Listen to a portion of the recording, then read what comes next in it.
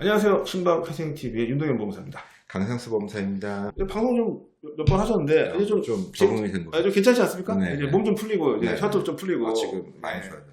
예, 그래서 우리가 이제 본격적 회생 파산 제도에 대한 새로운 패러다임을 제시하는 방송. 회생 파산이요. 우리에게 다 우리에게 해라. 아니 뭐 꼭 그런 건 아니더라도 회생 파산의 낱낱이 우리가 제도를 분석하고 여러분들에게 전달해드리면서 새로운 또 역사를 한번 써내려 가보자 이런 생각으로 의기투합을 했는데요. 오늘의 주제는 파산에 대해서 한번 여러분들에게 말씀을 드려보도록 하겠습니다. 회생도 있고 파산도 있는데 이 파산 언제 우리가 파산을 좀 이용할 수 있을까요?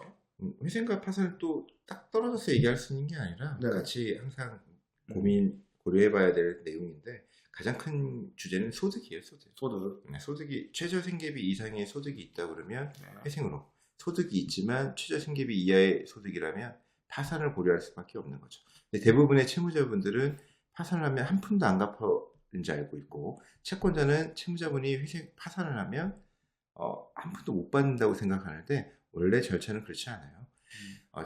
개인 파산을 진행하게 되면 채무자분한테 파산 선고가 있는데, 파산 선고 시에 발생하는 파산 선고 시에 파산 재단이라는 게 형성이 되거든요. 파산 선고 시에 파산 재단이라는 게 형성되는데, 파산 선고가 있으면 연월 일시분까지 나와요. 뭐 11시 00분 이렇게 나오는데, 그때 관념적이지만 국내의 모든 예산이 동결되고 파산관제인이 선임되고 파산관제인한테 관리청구권이 이전되면서 파산관제인은 그 파산자의 채무자의 재산을 어떻게 하냐면 모두 현금화 시켜요. 이 현금화 시키는 거는 전부 현금화 시켜야 되고, 아직 변제기가 도래한 것도 변제기에 도래하지 않았다 하더라도 변제기에 도래한 것으로 간주해서 현금화 시키고, 이 현금화 시키는 것들을 어떻게 채권자한테 나눠주고 나머지 원금 이자를 탕감받는데, 대부분의 절차에서 배당해 줄 게 없기 때문에 보통은 배당이 없는 종결 절차로 배당이 없는 폐지 절차로 나아가게 되고, 그렇기 때문에 채무자는 하나도 안 갚아도 되는 줄 알고 좋아하고, 채권자는 한 푼도 못 받는 줄 알고 실망하는 이런 제도의 차이가 있는 거죠.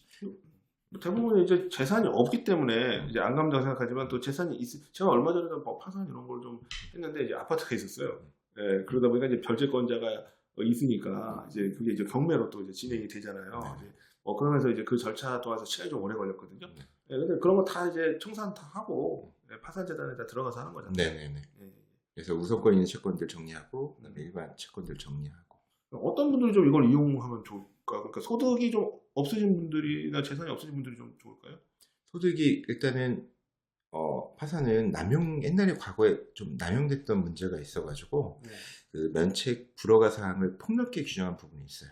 근데 이제 그런 것까지는 다음에 시간에 얘기는 할 거고, 개인 파산은 어떤 분이냐면 내 소득을, 그러니까 쉽게 말하면 나 더 이상 빚 못 갚아요, 갚을 능력이 없어요, 이런 분들은 파산을 고민하시는 게 맞는 거죠. 최저생계비 이하의 소득만 얻을 수밖에 없다든지, 아니면 내가 계속적인 치료를 받아야 된다든지, 아니면 내가 소득은 있지만 우리 가족 중에 누군가가 지속적인 치료비가 들어가야 될 정도로 좀 많이 아프시다든지, 이런 분들은 파산을 고려하시는 게 맞는 거죠. 정상적인 어떤 소득 활동을 하기가 좀 힘들거나 하더라도 부양가족에 계속적인 비용이 더 들어가시는 분들, 거의 마이너스가 되는 계속 그렇죠. 상황이 있으실 경우에는 좀 회생제도를 좀 파산제도를 좀 이용하시는 걸 고려하는 게 맞죠. 훨씬 더 좋으실 수가 있겠네요.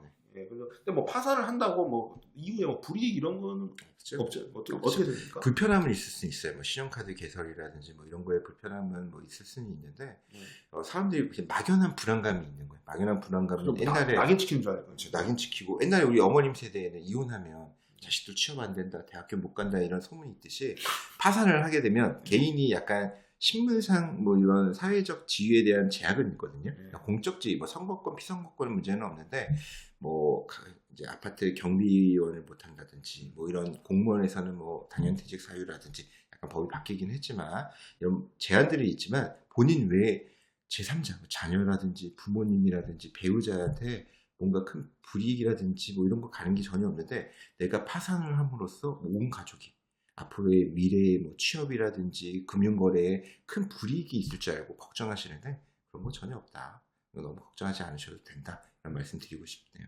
네, 그래서 뭐 여러분들께서 뭐 회생이나 파산 제도를 이용하는 게 뭐 크게 이제는 뭐 어떤 뭐 불이익이 있거나 뭐 그런 게 아닙니다. 제가 봐도 물론 아까 말씀드렸듯이 신용카드 만들기는 좀 어렵거나 뭐 대출 받기는 어려울 수 있어서 뭐 일상적인 생활을 영위하는 데 있어서는 별 문제가 없는 걸로 저는. 네. 그래서 이런 뭐 이제 신용정보 등록이라든지 카드 만드는 것도 사실 지금 많이 바뀌어가지고 옛날과 같이 이렇게 엄격하지 않고 좀 많이 완화되고 있는 추세이기 때문에 사실 그런 거에 대한 염려조차도 조금 더 내려놔도 되죠.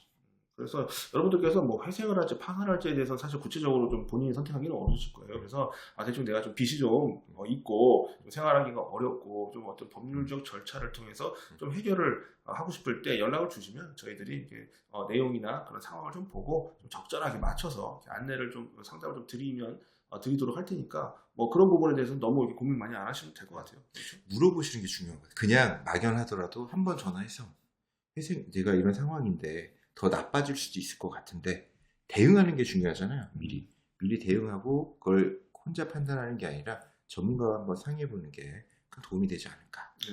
그래서 오늘 이제 뭐 파산에 대해서 좀 이용하실 분들에게 좀 팁이 될 만한 내용을 좀 말씀드려봤습니다. 그래서 언제나 좀 편안하게 연락 주시면 저희들이 회생 파산에 대해서 안내를 해드리고 좀 상담을 해드리도록 하겠습니다. 네, 윤동현 법무사였습니다.